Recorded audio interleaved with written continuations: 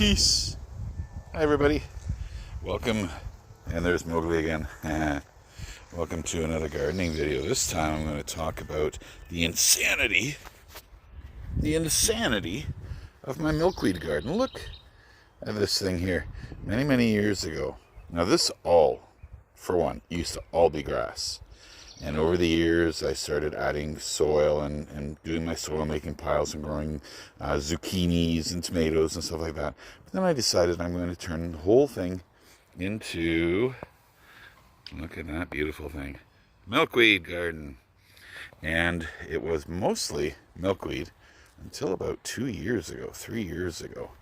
Now you can see here that it is absolutely jam-packed full of other flowers. This here, and there's lots of these, are goldenrod. I guess the winds brought those seeds over. These plants here, I believe this is their second year here. It was incredible. Last year, this whole garden just filled in with these plants here. Buttercup, I believe they were called. These plants will double their size, and they fill up with these nice yellow flowers. Now I believe that buttercup are native perennials, and there are some other flowers in here that have they're very small, and they've got small white petals, and they got a whole bunch of them on there as well. So, but you can see my problem here. I've got no room for my milkweeds anymore. So today we are going to do a major overhaul of this entire garden. You can see where I've pulled out a lot of the plants.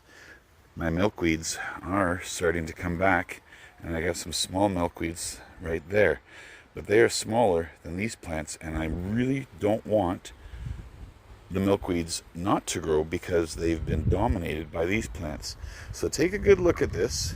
It's going to take me about an hour or so, but I'm going to basically pull 90% of all these flowers out of here, because my focus is milkweed. So I'm going to get busy. And a few minutes in, and you see I've cleared out a nice chunk here. I'm going to leave these flowers. They're really pretty. But check this out. Way down here. Look at that.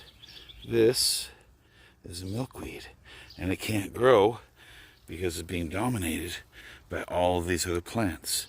So I'm going to be clearing them all out.